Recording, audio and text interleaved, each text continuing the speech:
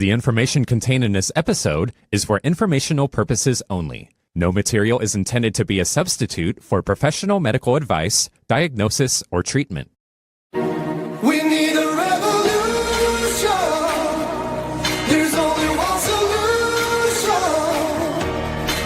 I need somebody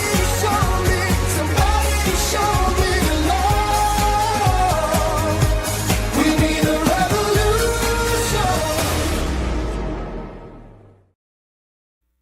Hello and welcome to episode 373 of Informed Life Radio on 1150 AM KKNW Seattle and streaming to CHD TV, Rumble, YouTube, Facebook, and a bunch of other places. Thank you for joining us. I'm your host, Lisa Templeton. And you know, this hour of free speech radio is made possible by Informed Choice Washington and the people who believe this show is worth keeping alive. Every week, your support helps us keep this show on the air, communicate with lawmakers and policymakers, educate the public, and stay engaged on issues that affect medical freedom here in Washington. And there are a few simple ways you can help us.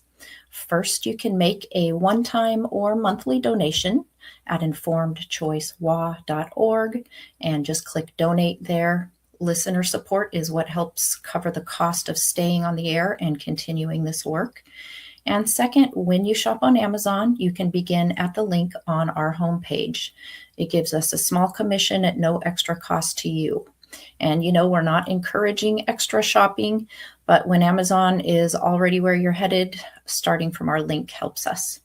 And finally, stay connected by subscribing to our no-cost weekly updates at informedchoicewa.substack.com. And thanks for your support. The views expressed on this show are not necessarily those of KKNW or CHD, and the information provided is not intended to be medical or legal advice. And I also want to tell you a neat little update that Stand for Health Freedom's Washington Voters Guide went live this week. You may or may not know, but early voting in our state begins on July 17th. That's when they're going to mail out ballots to everybody. So you can go to standforhealthfreedom.com/vote and click on Washington there in the U.S. map. You're going to see endorsements and a voter guide, and you can keep an eye on that for updates. So they list endorsed and recommended candidates for our state. And share it with friends. And if you want to sign up for Stand for Health Freedom's occasional action alerts and also updates to that voter guide, just go to standforhealthfreedom.com/join. Keep in mind, Informed Choice Washington does not endorse candidates or otherwise participate in electioneering. And the information over at that Stand for Health Freedom voter guide is shared for educational purposes so listeners can review the issues and available resources for themselves. Well, now I'd like to introduce our guest today. You know, Roman Shapoval introduced us, so thank you, Roman. Our guest today is Derek Condit. He's a Washington-based entrepreneur, educator, and founder of a holistic wellness center and rock and crystal store in Mount Vernon, right here up the road from me. He also founded the Natural Beekeeper's Path, which is a charitable nonprofit focused on beekeeper support, pollinator awareness, and emergency response efforts involving bees. After more than a decade as a Washington State correctional officer, Derek moved into business ownership, product development, and public outreach centered around Shungite. He's going to tell us what that is, environmental wellness concepts, and pollinator advocacy. And he also created the Shungite Beehives Initiative, which is an experimental project exploring the use of Shungite-based materials and hive environments in support of bee health and beekeeper education. Welcome, Derek Condit. Hi, Lisa. I'm so happy to be here. Thank you for having me. Well, it's going to be a very fascinating interview. I know I told you this before we came on, but I heard you interviewed on Roman's podcast. Gosh, it's probably been a couple of years ago, telling about this fascinating Shungite and beehive project. And I even shared it with the dad of a beekeeper I know. So fascinating stuff. And I think people are really going to be interested. Yeah, I hope Oh, so. It's a pretty interesting topic that can help us all. yes, absolutely. And there's ways we can all, even if we're not beekeepers, there's still ways that we can participate in this. So, will you take a minute, Derek, to fill in the blanks on how you came to working with bees and Shungite? Sure. I actually, because I've been a beekeeper for so long, but I actually found out about Shungite in 2016, just doing various internet searches, and then ordered some myself and realized the effect it had on myself. So then I thought pretty quickly that, well, heck, this may have a really drastic effect in a positive way on my beehives. So that's what I did. Was actually initially I took 3 Shungite nuggets, not really thinking, or really expecting much of anything, but put them at the entrance of one of my beehives. And then immediately a high percentage, 90 something percent of the bees responded and started walking all over the Shungite, just being drawn to it. And beehives, like many people know, have a large entrance. So I put the nuggets together at one far side, and that's where all the bees just started going. And I can't train bees to do anything, so they did it all on their own. So then from that point on, I realized what a drastic energetic effect it had on them. Okay. And what is Shungite? Sure. Shungite's actually a mineral that's found in one spot, and it's Karelia, Russia. It's mostly carbon based. So it's a black looking rock like the one I'm wearing here is a pendant, but kind of the magic behind it would be the molecule that's inside of it, the carbon 60 molecule, also known as a buckyball or a fullerene. And that's what's in Shungite that has such a drastic energetic effect on not just bees, but humans, on plants, animals. I mean, so it has a pretty wide ranging effect. And so when you said the feeling that came over you was, I can't remember the word you used, but it put you at ease. It was a positive feeling. Can you tell us more about that, and why do you think that takes place? Yeah, and I wasn't expecting anything. I really didn't know. I wasn't giving it that much forethought because it was my first experience.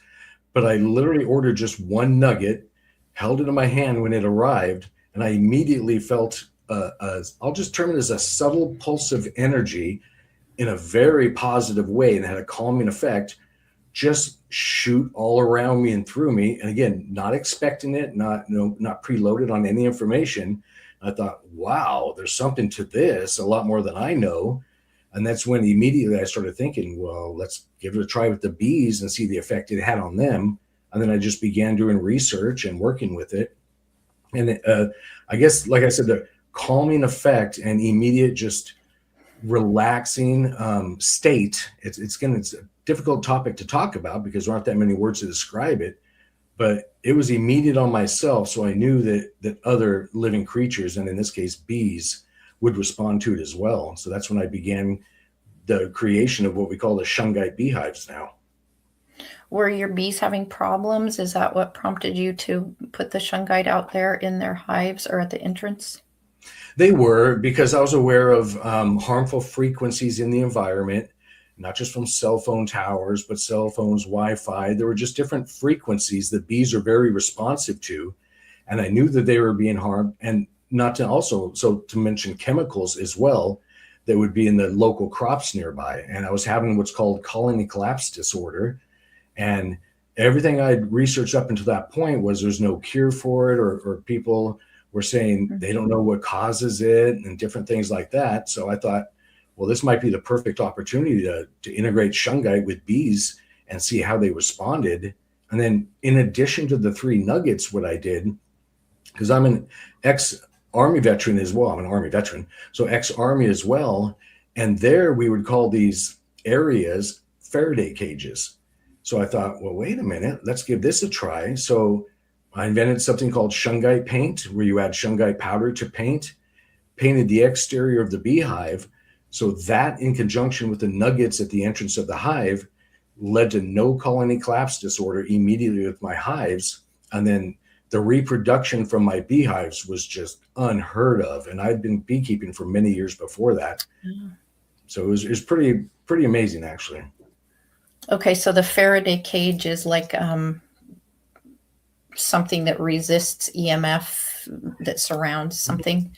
Yeah, and often electronics are put in it to stop. So if there was, in the case of, say, a nuclear war or something like that, they would put certain sensitive electronics and computer systems in a Faraday cage that, in essence, blocks energies and frequencies from getting whatever's inside.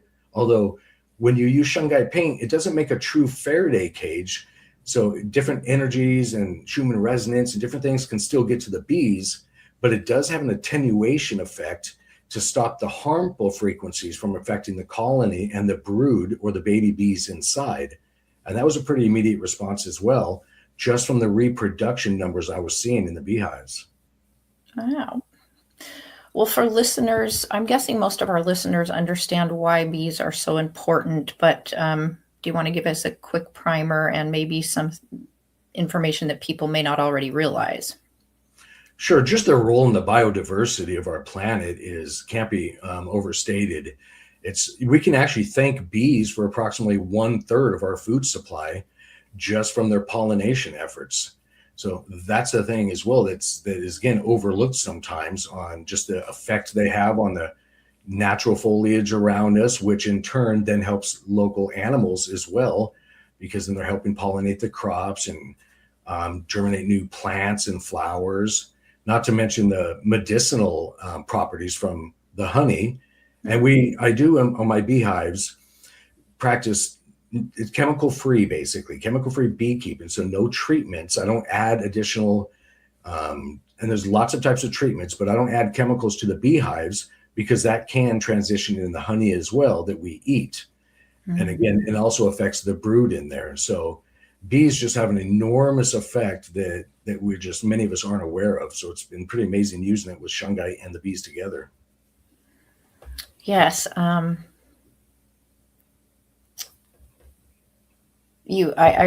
having watched some of your other videos and listened to your other podcasts, you even got down to like the type of wood and like paint and everything, just completely avoid caustic chemicals that could harm the bees. Yeah, some of the only other treatments I would do to our beehives would be, because sometimes their beehives are prone to fungus and bacteria and things like that. So another treatment I learned was colloidal silver. So small silver particles suspended in water that I would spray on the interior of the beehive. So that is one of the only other treatments that I would use on the beehives. And then often when you have beehives, people use, so we have smoker tools that you would put. So often it's for calming effect on bees if you're going out there to work with them or to open the beehive. And I realized that some of the pellets, as they're called sometimes, are held together by glue. So for those that don't know, the smoker tool, it's a little, I wish I had one here to show you, but it's a little device that you put something that you can light on fire inside and then put it out so it generates smoke. But often in the medium that you put in those tools, they're bound together by chemicals or glues. And there's a lot of toxins in that. Or even if you just use grass, like dry grass nearby, often that's been sprayed with chemicals as well.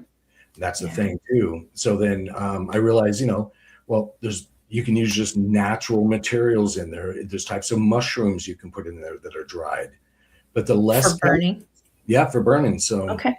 yeah, Armadou mushrooms. And we find them locally here in Washington State and other locations.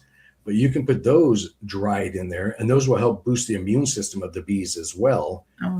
Not harming the bees from all those chemicals or the glues that are in paper or newspapers or cardboard, some of the other smoker materials that beekeepers sometimes use. Those can be harmful to the bees as well. So we only use natural ingredients in the smoker tool as well. Okay. And I love this colloidal silver idea. We use that at my house for, sore throats and just kind of feeling under the weather. Yeah. Oh, yeah. Well, how do bees, kind of getting back to EMFs and how we're trying to figure out how this affects bees, non-native EMFs. I'm talking about man-made synthetic. How do you think this affects their communication and navigation? That's a great question because bees do perceive on various ways frequencies or energies in our environment. And that's how they do find different fields and different flowers and crops to pollinate or to get nectar or pollen from. And I found out also because I consult with many beekeepers around around the world now. And I found out if often beehives are kept under high tension wires or power lines, things like that, that would antagonize, again, what's called calling and collapse disorder, because it was disorient the bees, their navigation systems. So it's always good to not have the beehives under those if you can, but let's say you do, then just the addition of the Shungite paint and nuggets to the beehive itself. And again, the paint, I just want to point out, it's only on the exterior of the hive. You'll want to leave the inside of the beehive completely just natural wood. Okay. And then you paint the outside of it. And then I saw that the bees were able to just, again, come back in larger numbers, much less losses, to the point where I would have to do splits, as they're called. So basically take a beehive that was just generating so much brood or baby bees that we take portions of it into a new beehive and just keep adding on beehives from there. And then they would generate new queen bees as well. So I would never have to replenish my beehives from, they're called nooks or starter hives that often you would get from a beekeeper, an apiary. I did that no more after the fact of adding Shungite to it because they're able to replenish so much. That's exciting. And so let's see, in 2016 is when you started your Shungite experiments, and you had already been keeping bees for over a decade? I had, yeah, just under a decade, but yes, just about a decade. And all I knew was the typical beekeeping methods, what I researched online or talked to other beekeepers. And I was already chemically aware, we'll say, so knew that chemicals could be harmful in many circumstances for not just myself, but animals and plants and things like that, depending on the chemicals we're talking about. But then I just took that understanding over to bees thinking, well, there's got to be a better way, because on the honeycomb in a beehive, there's open cells in there. So where they put their honey, because of course they have to be open for them to fill it before they close it.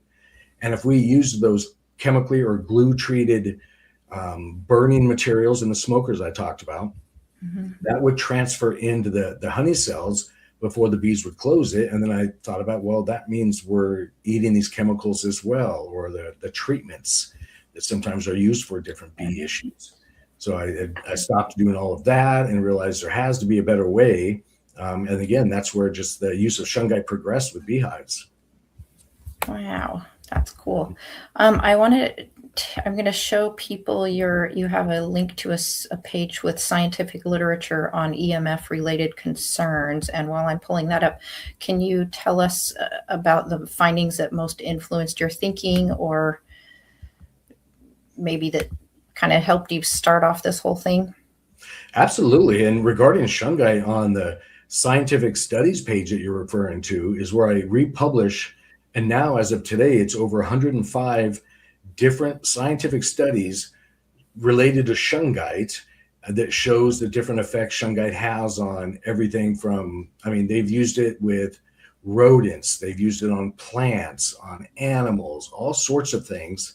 And you don't see the plants I have here in my office in front of me on camera right now.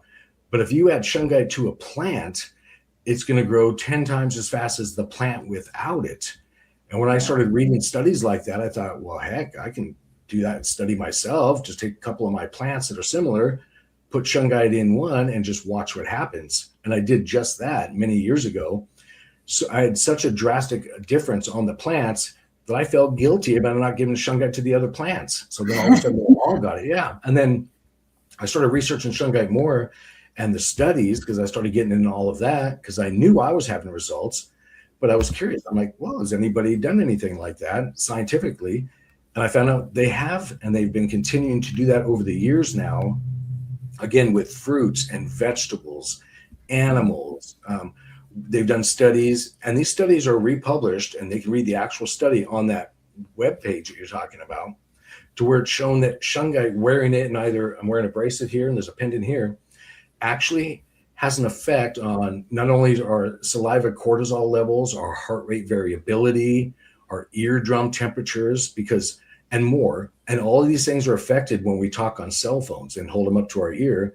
So scientists did studies on that and showed that it not only reverses the harmful effects, but it makes you stronger than you initially were after, again, wearing something like a bracelet or pendant. So that was really encouraging for me to see. What I just showed it, but some of our audience is audio only. Can you tell the website from which they launch the science hub that you've created? Sure. And the best way to find that or more information on the Shungite beehives themselves would be our main landing spot, which would be cosmicshungite.com. And then they'll see a list of different pages where I've not only worked with Shungite with beehives, but the Shungite science page, something called the Shungite grid project, because you can add Shungite to water as well, and it's going to have a drastic effect.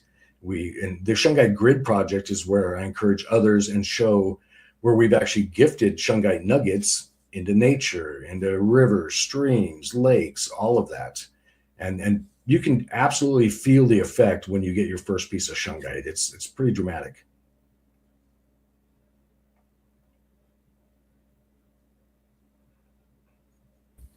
Going back just a little bit, how do you treat a plant with Shungite?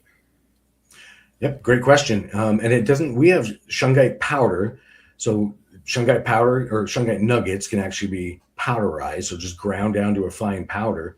So what I do is I'll actually take a couple small Shungite nuggets, and size doesn't really make a difference with Shungite. So it can be a small nugget or a large one, and you literally just kind of push it in the plant and I like to do both, take Shungite powder and just sprinkle the powder around the base of the plant. And again, there's been, I'm not sure how many studies on that now, but several to where they showed that the plants respond and it's immediate all the way to the end of the plant to where when it generates fruit, it has an effect on that. And I read, which is a little off topic, but I read recently a new study where scientists actually used what we call Shungite water to make different pastries and breads. And they showed that the end result, the bread or pastries, took weeks longer to show any sign of mold or anything on them just by being made with Shungite water, because Shungite has an effect on there's many harmful chemicals that are often found in our water supply. Some added, some are just there. So there's different methods for it, but it has an effect on that too. So it was pretty exciting for me to see those studies actually being done by scientists to prove its effect. That's so interesting. I know I told you before we started recording, I had seen on your webpage, tell me about this water beads product that you offer. Yeah, I started using, again, I saw the Shungite, and sometimes in certain circles, they would call it living water or structured water. There's different ways of stating that, or vortex water is another way. But basically, it's turning it back into, I like the term living water. And then we found out that the research as far as adding Shungite to water goes so far back in history. I mean, long before I got into Shungite, that I decided, well, I better invent a convenient way for us to add it to our own water. So that's the Shungite water beads you're talking about, where what we do is we take 3 Shungite beads. So beads, for example, like we'd make a bracelet out of or something like that, and actually kind of stitch them together with pure silver wire. And then hold those 3 together, and then you can put that directly in your water, your tea, your coffee. So really any beverage, not just water. And you're going to not just taste the difference, you're going to energetically feel the difference. And that's one of the great aspects of Shungite that is absolutely a thing you can feel. And I often use the word perceive because it's just such a drastic effect having it in there. And the beauty of Shungite and the Shungite water beads is they last forever. It's not something you have to replace. And although Shungite is carbon-based, it's not actually grabbing particles in the little pores of carbon as you might typically think with a carbon filter or something. No, it energetically affects the water or anything in it. So if there's a harmful toxin or chemical in your water, it'll break it into its constituents. So now it's not harmful anymore. It's just basically the parts and pieces. and that's what it'll do. And it happens almost immediately. That's also what's one of the really exciting aspects of Shungite. Okay, so you're not ingesting any shungite. It's just sort of energizing the water, structuring the water, even though you're not spinning it or moving it. You're just placing that in there. You just place it in there, and it makes it a more biocompatible water would be one way of putting it. It makes it so your body can identify it, because often water molecules, when they go through different water pumps or pipes on the molecular level, it can, I'll just say, rearrange them in not a great way. So when we end up going to that tap, if you drink from the tap water and drink it, your body doesn't identify it as living water anymore, even though it's technically water. But on the energetic level or molecular level, it doesn't look or work exactly like good water any longer. And that's where Shungite comes in and has that effect. So when you make your Shungite water, as we call it, your body can identify it as living water, and then you absorb more of it. So it's and animals will know too. For example, you can put the Shungite water beads in 2 bowls of water for your cat, dog, or whatever. Just put it in one of them and then leave the other one alone.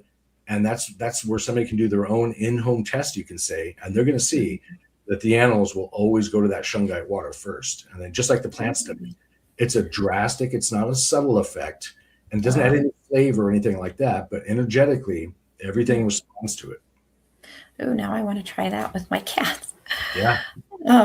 Backing up a little bit, when you were telling us what Shungite is, you mentioned fullerenes and carbon 60, C60. Do you have your little, I've seen you in other podcasts hold up your little buckyball.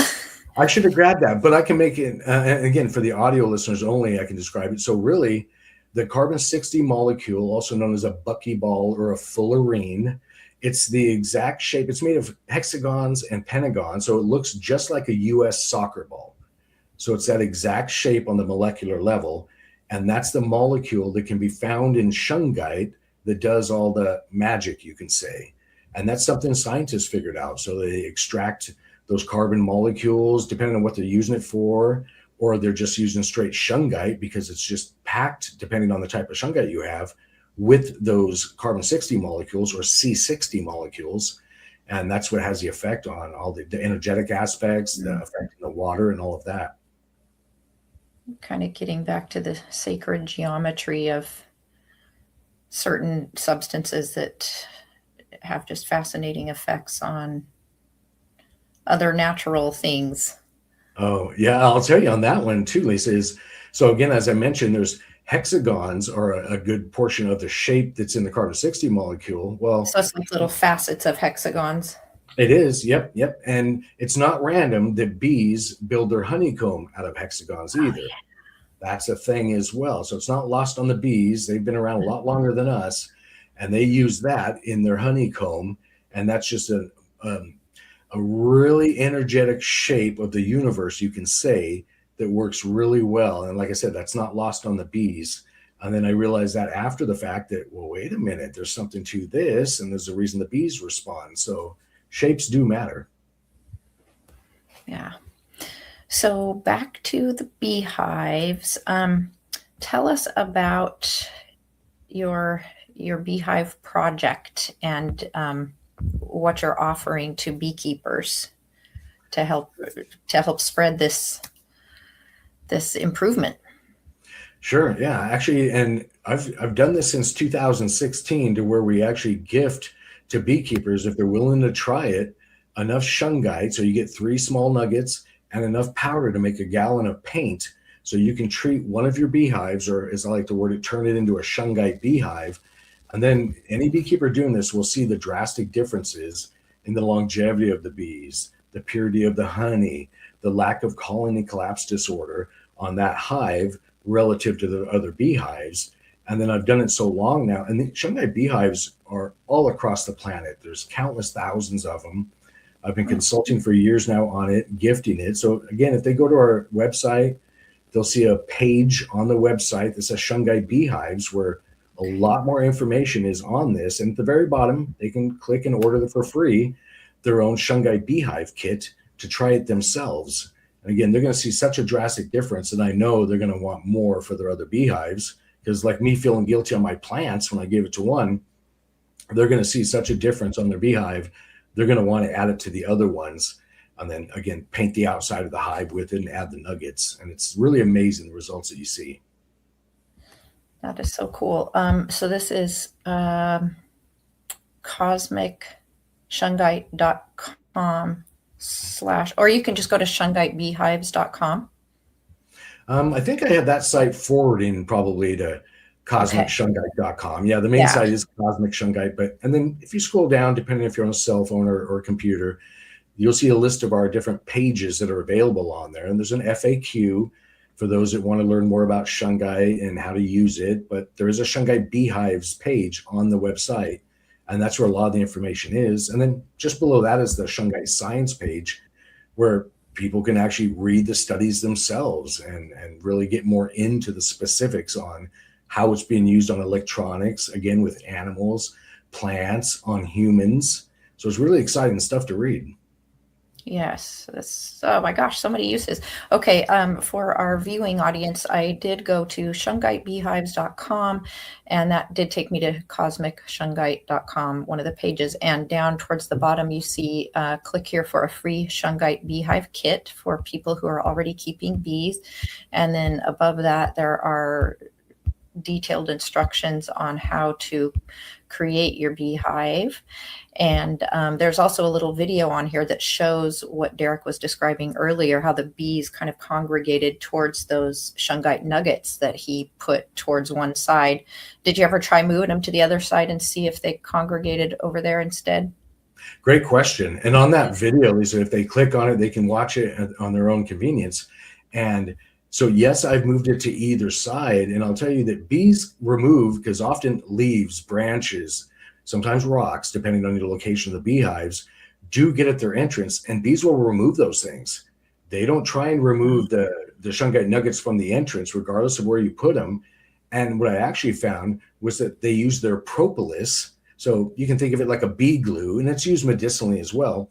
But they use their propolis to secure the nuggets on there. And I didn't know that initially. I went out kind of jostling the beehive, just moving them around at one point. And I realized, wait a minute, why aren't the nuggets falling off? Because I expected to have to pick them back up and put them on. And I grabbed them and I realized, what the heck? They actually secured them to the entrance of the hive. And that was kind of an interesting, aspect of it from my perspective. That is cool. I didn't know that.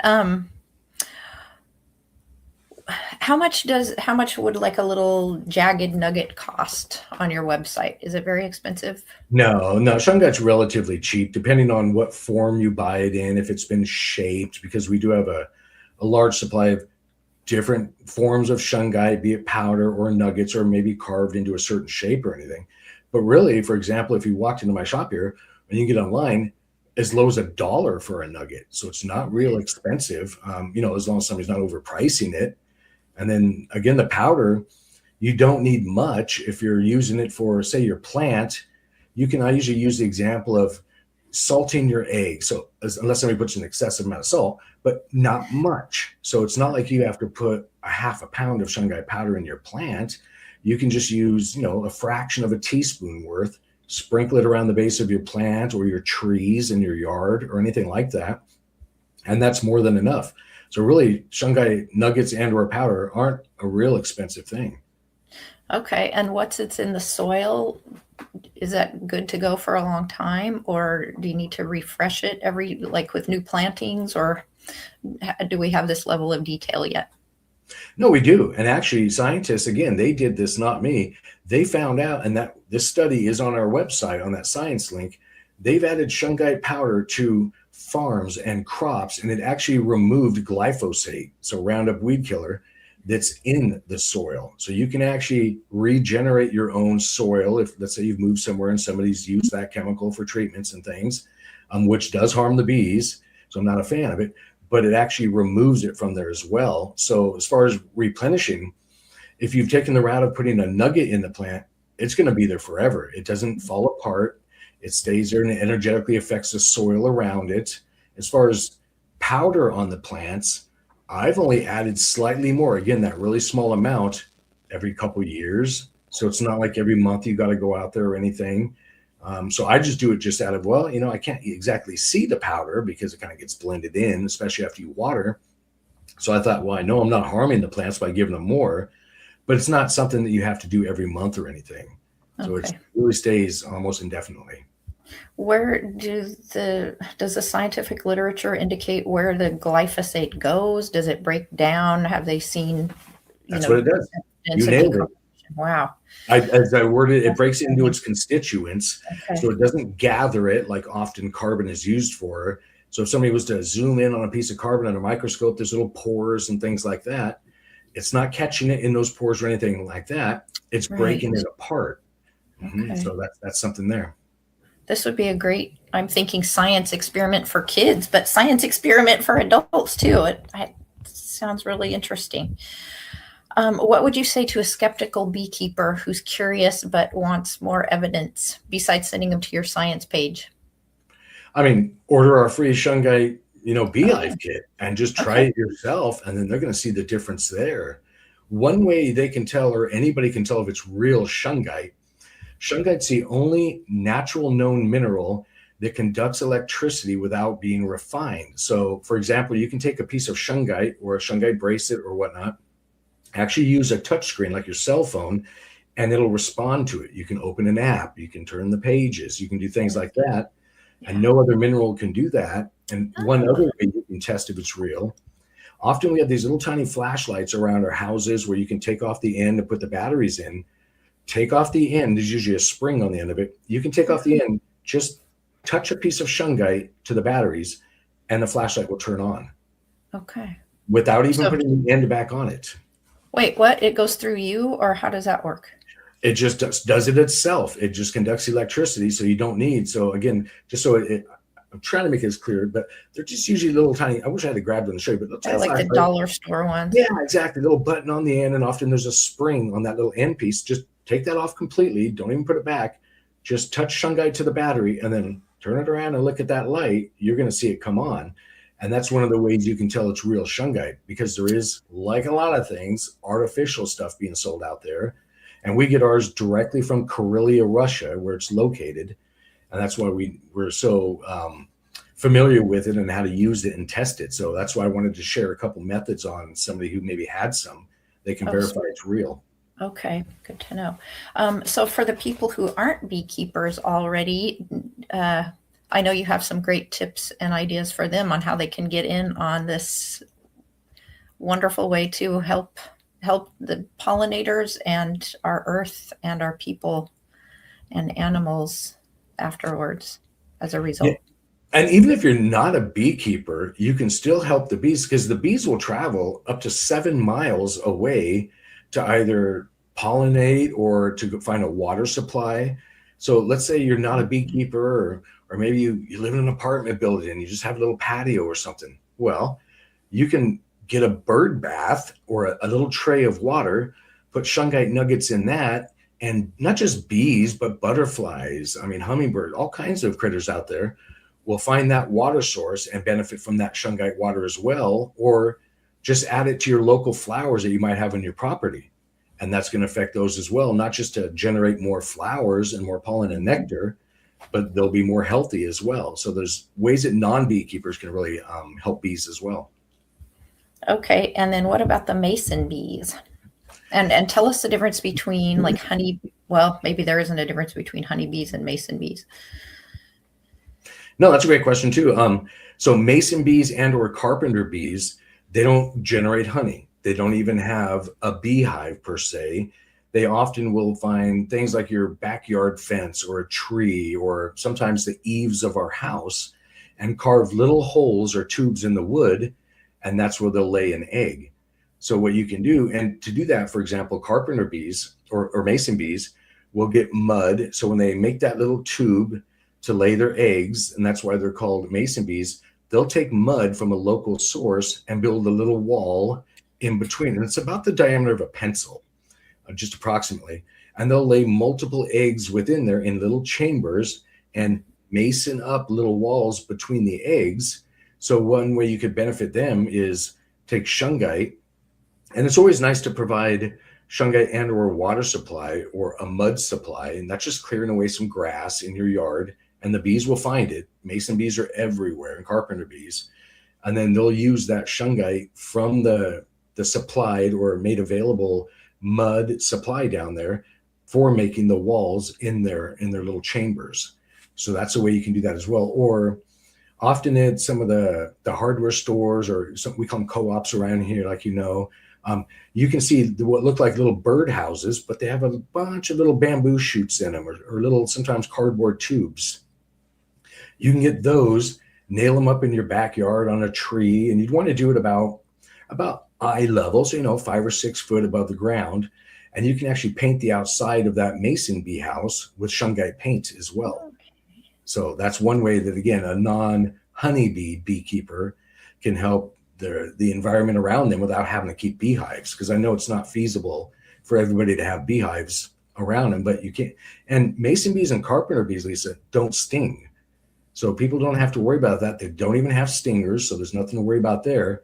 And they're actually better pollinators than honeybees. A lot of people don't know that. Oh, how is it that they're better pollinators? It's kind of funny. So if you think about like the little chubby bumblebees that sometimes we see flying around, so those are an easy one, and carpenter bees and mason bees are the same. They're not as, I'll just say, elegant when they're pollinating. So a honeybee will fly pretty direct and just land relatively comfortably on a flower and start gathering and pollinating. Other bees, like bumblebees and mason bees, they're a little more chaotic. They'll often slam into a flower, and that gets the pollen all over their bodies. And so they have a lot more with them, and they'll hit a lot more flowers. So it's actually been shown they pollinate about 300 to 400 times better than honeybee. It sounds like they're clumsy, but I guess it works out in the end. Oh, that's funny. Yeah. Maybe that's why they call it a bumblebee. They're like bumbling around. You nailed it. That's what they do. Yeah. Okay. Yeah, and there's videos out there where they can show these bees basically, again, just kind of, I say chaotically, but they know what they're doing. Just hitting that flower and just getting it all over them. Where if somebody sees a honeybee, they'll usually see the pollen kind of packaged neatly around their legs. Yeah. Not bumblebees or mason bees like that. It usually gets all over them, and they're just covered with it. Wow. Tell us a little bit, I'm kind of jumping around, but besides the concerns we have about the Wi-Fi and the cell tower signals, what about ground currents, stray ground currents of electricity? And does this matter to bees? And I'm guessing Shungite can help mitigate these too? Yes, it can. And there is a lot of that, because often there's power lines. Usually we think about power lines being on the telephone poles, going down our streets and whatnot. They're underground in a lot of places, and not just power lines, but water lines. So metal piping and things like that will conduct electricity. So if you were to put a beehive over this, that will affect the energetic energies or alignment around those beehives. So that's something to be aware of if somebody's placing beehives, in addition to electric fences that are often found around farms. Those are a thing as well that can really affect bees' navigation, because they perceive those levels, much like butterflies and birds. They have different organs that can perceive energies in different ways, and bees are the same. So if there's too many power lines or electric wires going around, it makes that spectrum that they can perceive more chaotic. And that's what leads to some colony collapse disorder, is they just can't find their way home when there's too much disruption out there. So it's a great idea, especially if you have underground power lines or things, to go ahead and just dig a hole. You don't have to go deep, just right under the surface, and put some Shungite nuggets, or maybe surround your house with them. And that's one of the ways I was talking earlier about Shungite gridding, because you'd want Shungite in your environment. So Shungite, we also have something called Shungite stickers, or you can use a nugget, and you'd want those around your computers, your Wi-Fi routers, things like that. And it's all been shown to have an effect in a positive way. Mm-hmm. And I know I learned from Roman and Bodana that how the electricity comes into our house, and there's a positive and negative and a ground. And when the whole electric grid was being rolled out in the US, and I don't know if this is the case for other countries, the ground was just stuck in the ground expecting, instead of running a wire to back to the source of the power, the power plant or whatever, they just stick it in the ground and let it find its way back. So in other words, all of our ground is kind of electrified because of this. Do I have that right to your understanding? You do, and you didn't know it, but I'm also a trained home and building inspector. So I learned a lot of that as well, going through that training and schooling. And usually it's a copper rod that they'll kind of put just outside the house. And from your power box or fuse box, they'll run a copper wire to that, and it'll go somewhere outside of your house. Or sometimes it's built into the foundation. But either way, it's dispersing that excess energy that's always coming off of our power boxes. And it's not just going directly to, say, the center of the earth or anything. No, it's hitting and going to different stuff that's around our house. Maybe you have a fence out there or something like that. It's just going to discharge, and it's going to go to the path of least resistance. Yeah. So that's why it's a great idea to have Shungite around that as well. Okay. I love that idea of putting the Shungite around the house. And it might sound wacky, but I know it couldn't hurt. No, and I again, when I first, as I mentioned at the beginning of the show, I didn't really know, or I wasn't at the level of believing anything because I just was open to anything. But when I saw the results of having Shungite around the bees and myself, and now I'm over 10 years into it, just the amazing feedback I get from people, even the ones that have no idea or not sure of any of this whatsoever, but they walk out of here or they buy a Shungite bracelet or something like that, the feedback is just, again, just off the charts on how they feel. Someone today walked in, a gentleman knew nothing about Shungite. He left, came back, and what he bought was one of these pendants, came back and asked me, he said, how quick was this supposed to work? He says, because I felt better immediately. And again, he had no insight in this whatsoever. He came back to buy a couple more pendants for his family members because they sent him back. And that's a daily occurrence here in person and online because it's immediate. You feel the energetic differences, just a calming sensation. It's hard to talk about energy and, because that's such a vague term anyway. But when you feel the difference, and you do when you're around in animals, I mean, we even make dog tags or cat tags that you can put on their collar, and something called Shungite rubber. So you can kind of think like the texture or malleability of, say, a mouse pad. So a non-toxic rubber blended with Shungite, and we actually blend it with silver as well in there. And you can put that thing on yourself to promote healing, or another good test is to put a piece of Shungite rubber under your cat or dog bed. They're not going to know it's there. They will know it's there because they'll feel the difference. And that's when you can, again, get maybe two different beds or put it under one of them. Again, you don't show them, just put it under there, and they're not going to care anyway if you show them. So that's a great in-home test that somebody can do and just see the response that their own pets are going to have to it.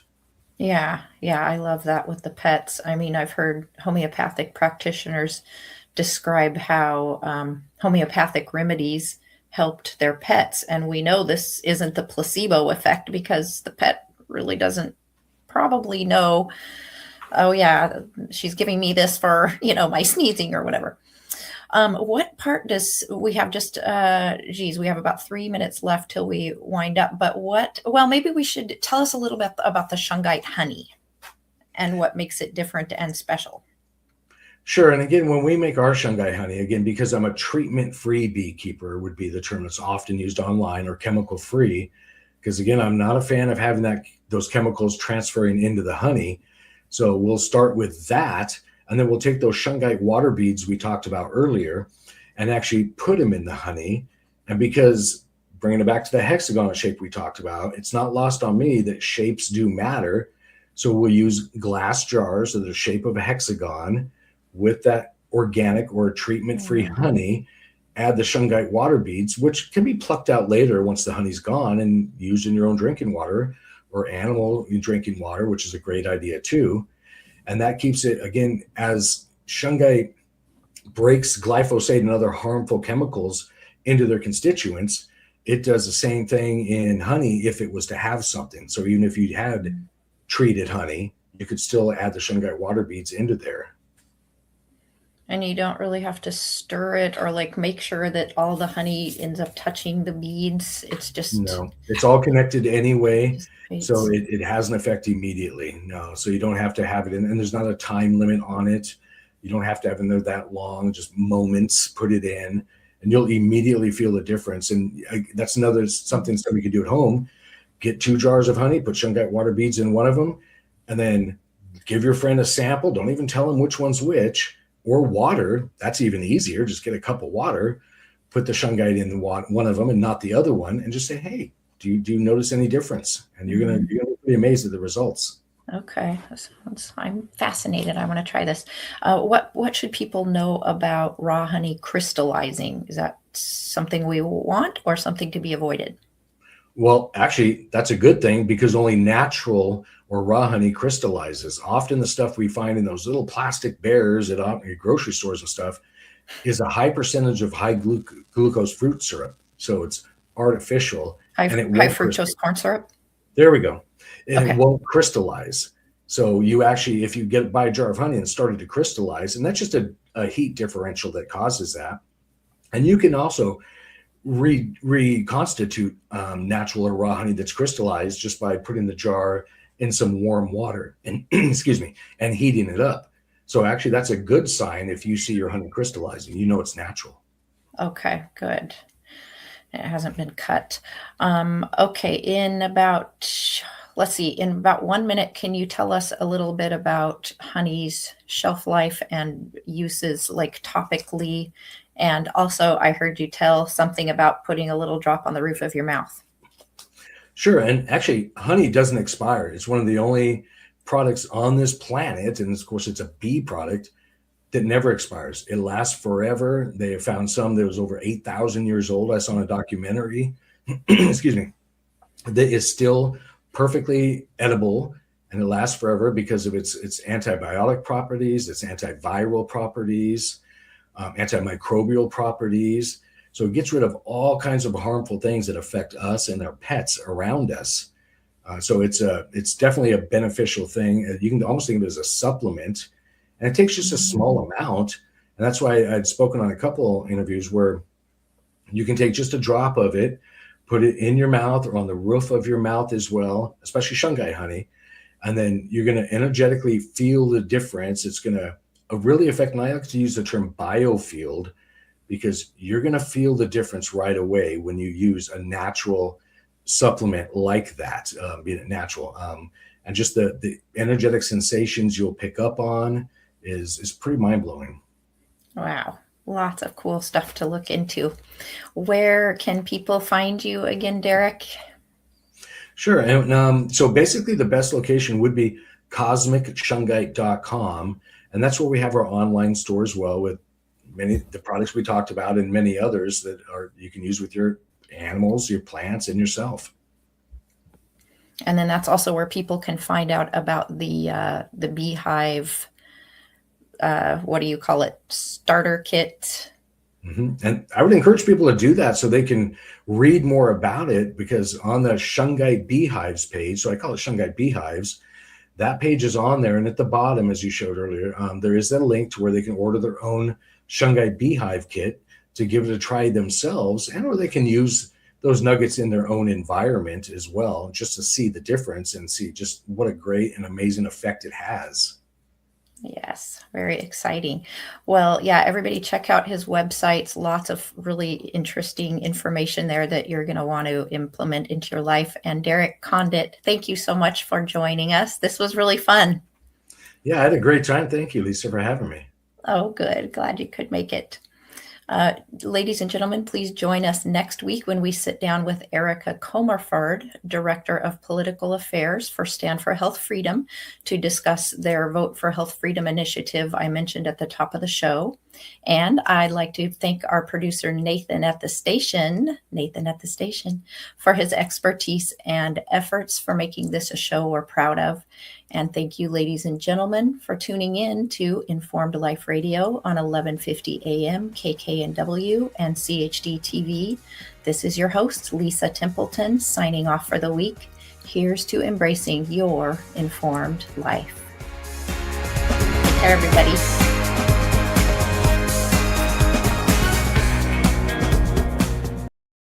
Informed Choice Washington is a nonprofit organization that advocates for healthy immunity, medical freedom, and fully informed medical consent. The right to make medical choices without coercion is fundamental to our civil liberties and a basic principle in all human rights declarations. To learn more, tune in each Friday from 4 to 5 p.m. to An Informed Life Radio and visit the website informedchoicewa.org. It's time to take a stand for medical freedom. Go to informedchoicewa.org today. Did you know that solutions containing iodine can inactivate viruses in the nose and throat in 15 seconds? And hydrogen peroxide can do it in under 30 seconds. Decades of studies, including many conducted during COVID, have shown that properly prepared and used nasal spray and gargling solutions can reduce your risk of infection, reduce viral load, reduce symptoms, and reduce transmission of viruses. To learn more, go to healthyimmunitynow.org and check out the EFU Challenge. Why spread fear and infection when nature provides solutions? Go to healthyimmunitynow.org today. The information contained in this episode is for informational purposes only. No material is intended to be a substitute for professional medical advice, diagnosis, or treatment.